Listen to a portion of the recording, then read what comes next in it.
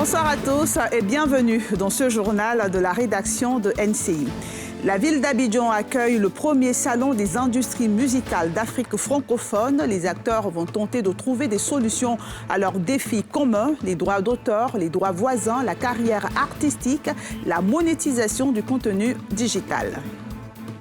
En politique, le ralliement de Kalou Bonaventure au RHDP. Je viens au RHDP pour accompagner mes frères élus et cadres de la région du Haut-Sassandra à renforcer les actions du gouvernement et de cohésion, a-t-il déclaré depuis le siège du parti. Et puis nous irons en RDC pour parler du désespoir des milliers de déplacés internes. La crise humanitaire s'aggrave. Les camps d'accueil sont surpeuplés. La Côte d'Ivoire, considérée comme la plaque tournante de l'industrie musicale africaine, a été choisie pour abriter le premier salon des industries musicales d'Afrique. Une occasion de réfléchir sur les tendances du continent. Ce salon a ouvert ses portes ce matin. Il réunit les professionnels de la musique autour du thème « À l'ère de la digitalisation, quels sont les enjeux pour l'industrie musicale africaine ?» Le reportage de Pierre Dipomela. Pendant 2 jours, Abidjan réunit toute la crème des acteurs africains des industries musicales. Entre autres des mécènes, des artistes, des maisons de disques, des distributeurs et éditeurs de produits musicaux, des promoteurs de spectacles, mobilisés à l'ouverture du SIMA, Salon des industries musicales d'Abidjan, le premier du genre. Et c'est à Abidjan, connu comme la plaque tournante de la musique africaine, que se tient l'événement. Des conférences et panels vont plancher sur les enjeux pour l'industrie musicale africaine, à l'ère de la digitalisation. C'est un salon qui a pour vocation de valoriser les acteurs des industries musicales, d'apporter des solutions ou des pistes de solutions concrètes pour la structuration de cette industrie musicale et qui participe au renforcement de capacités et au transfert de compétences dans les industries musicales d'Afrique en général et d'Afrique francophone en particulier. Cette industrie a besoin d'être structurée et parce que cette industrie a besoin de passer de l'informel au formel. À l'ouverture, le ministre Adama Kamara a représenté la ministre en charge de la culture et de la francophonie. Accueillir à Abidjan la première édition du SIMA est une invitation à promouvoir une Afrique solidaire et consciente de son immense potentiel, des défis à relever en matière d'entrepreneuriat, de ses richesses et du rôle désormais clé du digital. De nombreux nouveaux métiers viennent étoffer ce monde en plein bouleversement. Et bien sûr, le secteur de l'industrie musicale n'y échappe pas. Je me réjouis donc du thème retenu à l'heure de la digitalisation. Quels sont les enjeux pour l'industrie musicale africaine? En effet, outre les métiers traditionnels comme le musicien, le producteur, l'organisateur de spectacles, le chanteur, d'autres métiers, à la faveur du boom du numérique, voient le jour. Les travaux du salon vont durer 48 heures. Il sera marqué par des expositions, des rencontres d'affaires, pour redonner un souffle à un secteur qui est une mine d'emploi. L'ex-footballeur Kalou Bonaventure, devenu maire indépendant de Vavois, a viré aujourd'hui au RHDP. Il a assuré qu'il a rejoint la grande famille des oufouettistes en cohérence avec les valeurs qu'il a toujours défendues. Je ne viens pas au RHDP pour être un spectateur, mais pour accompagner mes frères élus et cadres de la région du Haut-Sassandra, a-t-il indiqué lors d'une conférence de presse cet après-midi au siège du parti. Pierre Dipomela. Kalou Bonaventure, maire de Vavois, est arrivé au siège du RHDP avec ses parents et des chefs traditionnels et religieux de la région. Il a dit son admiration pour les réalisations du président Alassane Ouattara dans sa région, notamment l'électrification des villages, les bitumes, la construction de plusieurs écoles de proximité et de centres de santé. Au regard de toutes ces actions de développement en cours en faveur de mes parents de Vavois, j'ai été séduit par cette manière de faire la politique, qui met un point d'honneur sur le bien-être des populations. L'ex-international ivoirien élu indépendant à la tête de la mairie de Vavois dit avoir été approché par plusieurs formations politiques. Après une réflexion mûrie, il a fait le choix du RHDP.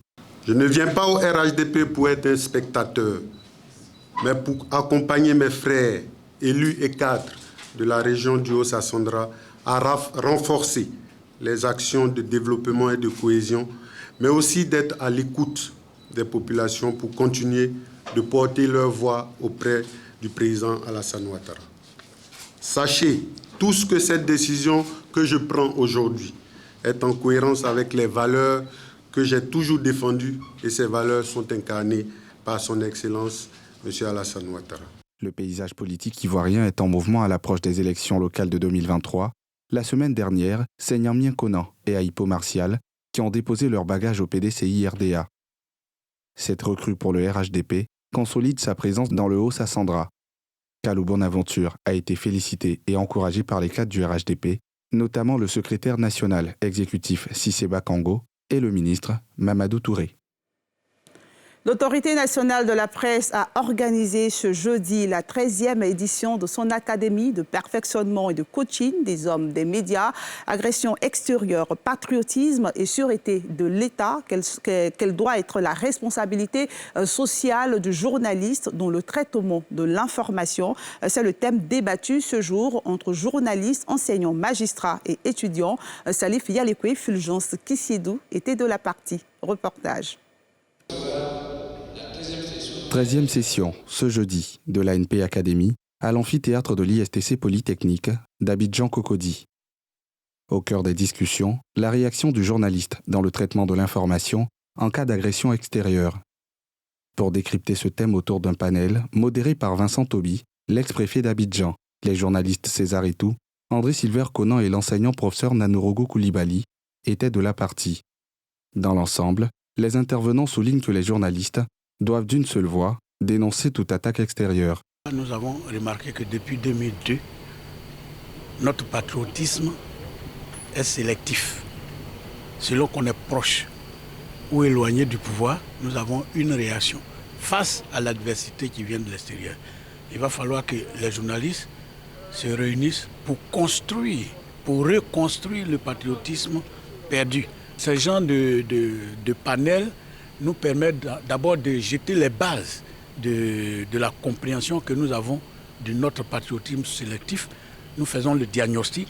Et puis, si cela peut être fait, il faut qu'on se convoque pour nous sensibiliser nous-mêmes, journalistes. Eu égard à ce que nous avons pu constater lors des monitoring de la presse, nous avons estimé qu'il était bon qu'on puisse organiser une session sur le thème agressivité extérieure, agression extérieure, patriotisme et atteinte à la sécurité de l'État. Quelle doit être la contribution ou la responsabilité sociale du journaliste dans le traitement de l'information? Tout le monde est d'accord pour être patriote. Maintenant, c'est la manière d'y être qui peut différer.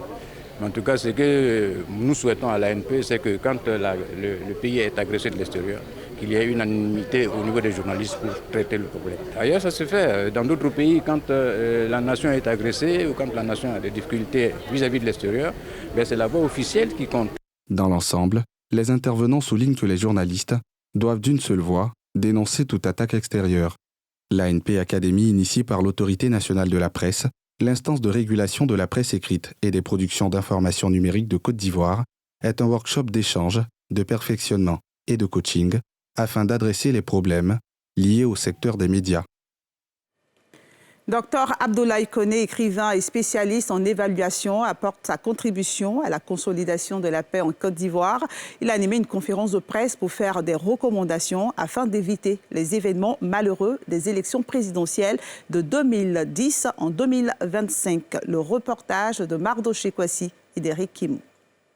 Plus de 3000 morts et de nombreux dégâts matériels, une déclinaison de tous les indicateurs économiques et financiers, la fuite des investisseurs et des capitaux. Ce sont là quelques conséquences de la crise post-électorale de 2010 que la Côte d'Ivoire s'emploie toujours à surmonter. Une crise due, selon le conférencier du jour, à l'instrumentalisation des populations par la classe politique, mais aussi au non-respect de la volonté du peuple exprimée dans les urnes en 2010. Pour éviter de revivre ces événements malheureux, il faut, selon le Dr Abdoulaye Koné, non seulement informer et sensibiliser les populations ivoiriennes sur les causes et les conséquences de la crise de 2010, mais aussi et surtout tenir un langage de vérité sur les responsabilités et les circonstances de la survenue de ces événements. Si les hommes sont de bonne foi, si les hommes ont la culture politique nécessaire et aussi la discipline politique nécessaire, il n'y aura pas de problème. Même quand les institutions ne fonctionnent pas, on peut s'en sortir sans accroc, sans sombrer dans le chaos. Que le peuple comprenne les situations qui ont amené les Ivoiriens à s'attaquer aux Ivoiriens. Si on établissait la vérité, on va vivre comme avant dans la cohésion et dans l'harmonie. Mais tant que la vérité ne triomphe pas, on va avec des incertitudes. Le docteur Koné a également, au cours de cette conférence, qui avait pour thème « Tirer les leçons du passé électoral pour garantir des élections apaisées en 2025 en Côte d'Ivoire », salué le travail abattu par le président de la République, Alassane Ouattara, et son gouvernement pour le développement de la Côte d'Ivoire, mais aussi pour la réconciliation nationale et la cohésion sociale. Offrir à la région du Sud Comoé une ville intelligente, écologique et futuriste avec à la clé des activités touristiques florissantes et de nombreux emplois, c'est l'ambitieuse vision du projet Île Bleue, un projet promoteur pour la région, notamment Assini. Un conflit semble cependant freiner son avancée. Les populations du village d'Assini dénoncent la non-implication des propriétaires terriens et selon eux, le promoteur de l'Île Bleue n'a eu aucun accord préalable pour réaliser son projet de construction. Le constat de Nadia Idja et de Mathurin Badé. Ce 15 novembre, à la cour royale d'Assini, l'heure était grave. Les visages fermés, ces fils et chefs du village dans la commune d'Assini se sont réunis pour une même cause, faire front contre le projet de construction d'une ville futuriste et intelligente dénommée Île Bleue. Prévu sur un site de 5000 hectares à Etioboué, dans le département d'Adiaké, ce projet qui promet 10 000 emplois directs touche aussi les villages d'Assini et soulève des mécontentements. Tout ce qui est fait pour créer des entreprises, pour créer des emplois, est à souhaiter, est encouragé. Donc c'est une bonne chose. Encore faut-il respecter les procédures. Si ces chefs de village sont montés au créneau, c'est pour dénoncer le vice de procédure dans le processus de lotissement des parcelles dédiées au projet. Nous, chefs de village, pensons que 1. Pour initier un lotissement, il faut au préalable l'accord du propriétaire terrien. 2. Avoir signé un contrat en bonne et due forme. Pour mémoire, plusieurs lotissements ont été initiés sur cet espace de 5000 hectares. D'autres ont même été approuvés par l'État. Du côté de l'entreprise indexée, on assure avoir fait toutes les démarches nécessaires en passant par une première concertation avec les villages concernés à la date du 1er février 2018. À cette période, tous les villages inclus dépendaient de la sous-préfecture d'Etioboué. Cette situation difficile, à en croire le promoteur, est partie du découpage administratif récent. Nous, on travaillait déjà sur la parcelle. Il n'y avait seulement que 2 lotissements qui étaient déjà faits. Lorsqu'on a démarré l'activité sur ce projet-là, tous les villages étaient rattachés à Etioboué. En ce moment-là, la mairie d'Assini n'était pas encore créée. La mairie est venue 4 ans plus tard. Nous, le projet était déjà lancé. À 4 ans, on a fait beaucoup de choses. Toutefois, le promoteur du projet prend en compte les préoccupations des populations. J'ai dit aux chefs, aux propriétaires terriens et aux chefs que je suis avec eux. J'ai commencé le projet avec eux. Ce projet a le consentement de l'État. Nous faisons tout pour satisfaire ces populations-là. Et je pense qu'il y aura un niveau de cadre de vie qui sera plus élevé et ils seront plus à l'aise d'accueillir ce projet. Une commission est prévue pour régler les différends qui pourraient survenir et procéder aux différentes purges afin de contenter toutes les parties. La première phase du projet est prévue pour être lancée dans quelques mois. Elle portera sur 400 hectares. 10 ans d'écriture, 10 ans de transition entre l'esprit et l'encre. C'est un événement important pour l'écrivaine Mawa Bakayoko. L'auteur de La Rébellion de Zantiki a célébré ses 10 ans de plume ce jeudi à l'amphithéâtre Amadou Hampâté-Bâ de l'université de Cocody. Nikema Moussa, Joseph Zékré.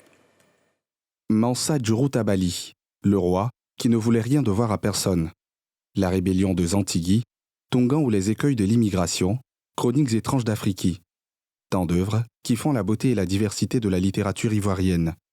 Aujourd'hui, Mawa Bakayoko a 10 années d'écriture. Et en une décennie, sa plume a lâché beaucoup d'encre. Après 10 ans, elle continuera dans sa lancée à nous produire davantage d'ouvrages, de romans, de nouvelles et de chroniques. Une écrivaine prolifique dans la mesure où ses œuvres donnent déjà des instructions sur la société. On retrouve plusieurs faits culturels, notamment les proverbes, les chants, les mythes.